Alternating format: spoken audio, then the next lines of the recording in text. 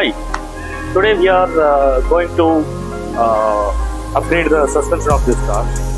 It have actually Box 2.0, but we made some other customization like the off-road bumpers and the winches. So obviously the weight of the car is more in the front. So as for that we have to put more stiffer and stronger suspension for better off-roading. So that is what we are going to do. Now we have Fox. So we are customizing another suspension for this. So custom springs and all the things we are going to modify. So you can see that, and later I'll explain what all things we done.